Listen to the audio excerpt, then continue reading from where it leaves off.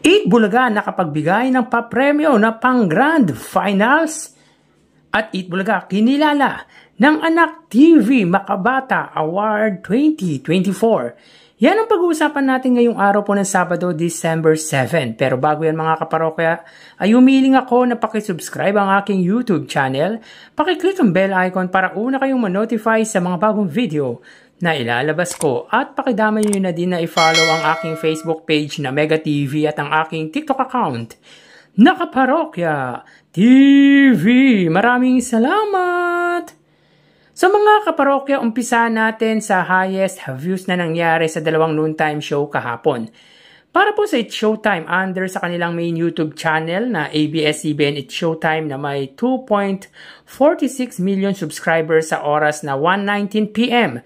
At sa segment na And the Breadwinner is sila po ay may 90,000 highest views. At para naman po sa Eat Bulaga na may 1.17 million subscribers sa oras na 1:51 PM. Sa segment na Gimme 5, sila po ay may 97,000 highest views. So dito mga kaparokya, wagi po sa highest views ang noontime show ng mga legit Dabarkads against sa noontime show ng Madlang People. Bali 7,000 ang pagitan nila, but the good thing here is It's Showtime po ay 2 consecutive days na pong naaabot ang at least 90,000 views this week. Kahapon nga po at netong last Thursday kung saan nakakuha po sila ng 92,000 highest views. So again mga kaparokya, pagdating po sa highest viewership ay panalo po ang longest running noontime show sa bansa, ang Eat Bulaga. So punta naman po tayo sa prizes given by 2 giant noontime show here in our country. So in 4 days episodes mga kaparokya, they've given a total amount of 1,104,000 pesos. Wherein the 205,000 pesos is from the noontime show of Madlang People, which is It's Showtime, and 889,000 pesos is from the legit Dabarkads Eat Bulaga.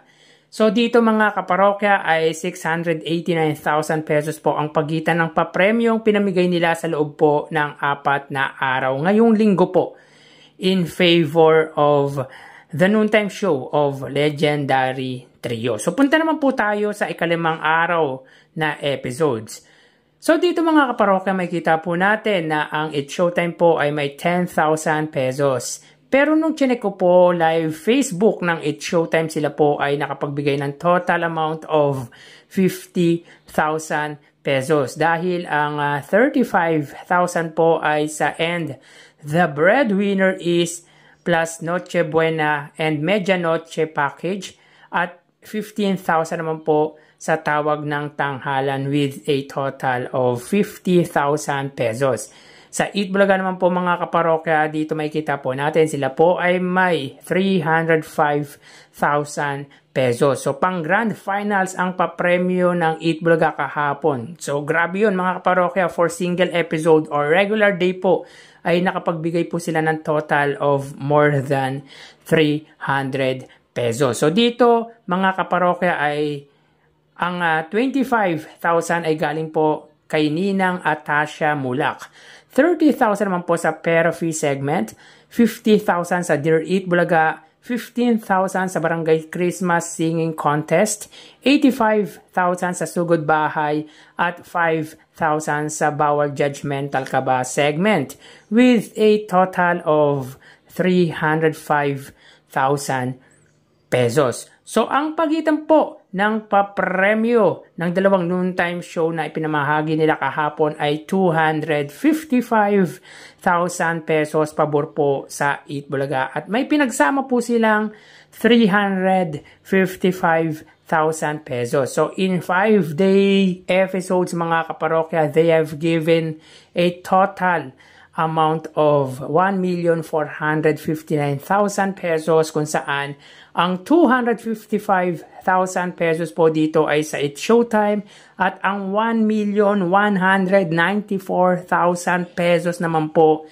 ay sa Eat Bulaga. So dito mga kaparokya ay 939,000 pesos po ang pagitan ng papremyong ipinamigay ng dalawang noontime show. Pabor po yan sa programa ng iconic trio na Tito Vic and Joey against sa pananghaliang programa ni Vice Ganda. So ang laki po talaga ng pagitan pagdating sa papremyong pinamimigay nila. Kumbaga mga kaparokya, hindi kuripot ang Eat Bulaga sa pagtulong sa mga kababayan natin. Samantalang laking tulong pa din po yung binigay or yung binibigay ng It's Showtime kahit hindi kalakihan ito. So congrats sa dalawang noontime program dito sa bansa.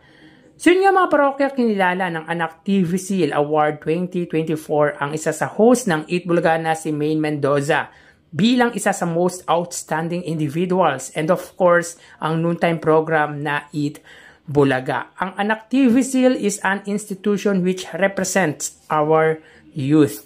Ito yung pagkilala sa mga programa and individuals. At isa nga dyan ang female host ng Eat Bulaga na si Maine Mendoza at ang Eat Bulaga nga mga kaparokya. Meaning mas suitable and prepare ng mga kabataan na panoorin ang Eat Bulaga mga kaparokya. Patunay lang na mas marami pa ding kabataan ang pabor na manood sa noontime program ng mga legit Dabarkads. Kasama ni Maine Mendoza sa Makabata Awardees sina Darren Espanto, Kim Chu at Vice Ganda. Ito yung 12 female at 12 male role model for children.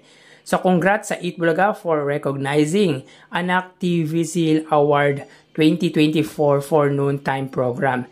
Kay Maine Mendoza also ng Eat Bulaga, Kim Chu, Darren Espanto at Vice Ganda ng It's Showtime. So hanggang dito na lang po tayo mga kaparokya. Magsiingat po tayo palagi. Thank you and God bless.